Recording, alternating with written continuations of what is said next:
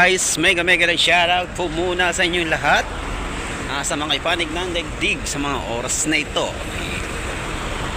Welcome back po muli sa ating channel. Sa mga hindi pa po nakasubscribe po ng aking channel, pakipindot na rin po ang icon bell para updated po kayo sa aking mga susunod na mga video. Highway po tayo. Titingin po tayo sa mga electronics o hardware kung may mabibili po tayong piyesa nito.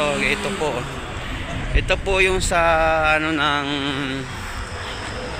rice cooker, yung sa maliit kong rice cooker, pinagsasaingan ko ng kanin.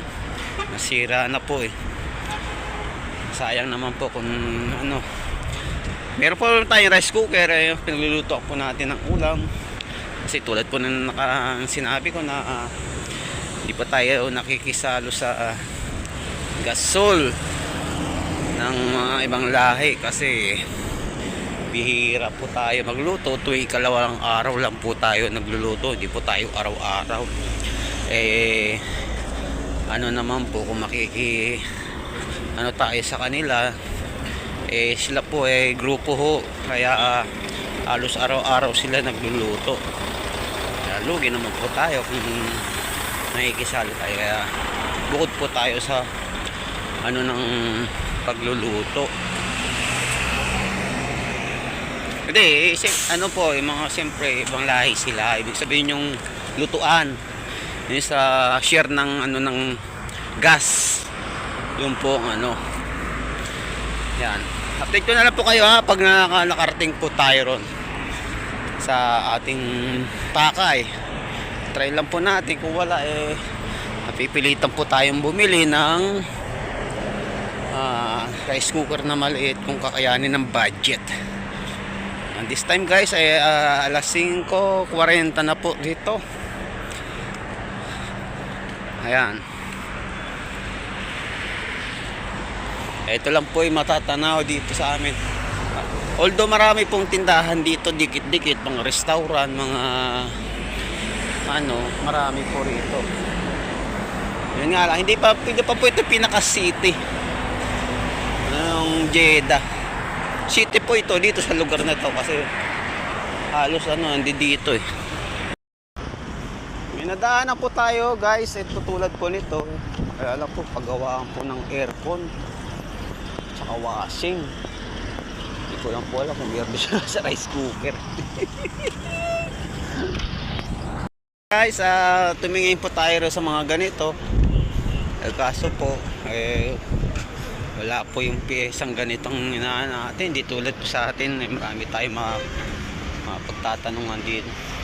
Lalo pag pumunta ka ng Raon sa Quiapo, yan, marami. Dito po talagang kaya nagtingin naman po tayo ng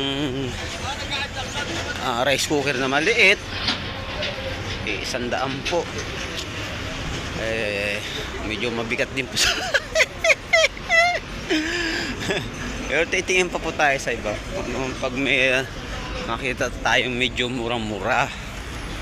No choice po tayo kasi yung heater ko po na tubig sira na rin. Kaya if sakali man bumili tayo ng bagong rice cooker, yung lumang yun pong gagawin natin para sa tubig na lang. Ganun na lang pong mangyayari. Dito tingin po muna tayo dito pala. $70 po ito. Yan, ito. Isang kilo po siya. Ayun. 1.8. Medyo okay na po ito. Tani color. Only na kalas. Kamana? इसमें छोटा सही नहीं आएगा. Po siya sa 80. Sabi ko sa'yo makaka-discount tayo kahit 5. Okay na po yan kaysa dun sa 100 lampas. Kaya wala po ibang kulay dahil pink. Ayan. Ito na siya guys. May magagamit na naman tayo pagluluto. No choice na po kaysa sa wala po tayong gamit na pagsaing. May mga gamit tayo kaya lang baka masira naman po yun dahil palit-palit sa kanin, sa ulam at sa tubig. Baka matuluyan naman yung isa, di lalong ano tayo.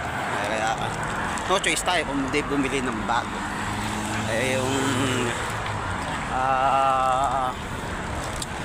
Yung heater sunod na lang po pag medyo may budget pa po sa susunod, pag sahod naman ulit natin. Yan. Pero bago tayo umuwi guys, tatampo muna tayo ano. May bibilin pa po tayo ng ating kailangan. Yan, dito tayo. Nadaanan na natin to, kaya bumalik tayo kasi baka wala tayo makakita doon. Hinahanap natin ang medyo malaking ano, kape. Pero tingin tayo rito kung meron. Problema, baka wala din.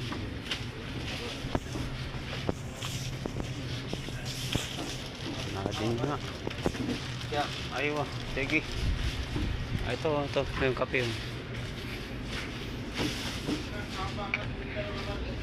20 pres, ang laki. Ito yung sumunod. Ayan, ito yung medyo ano, 15. Ayan. Ano ba yung wala doon? Asin pala. Yun.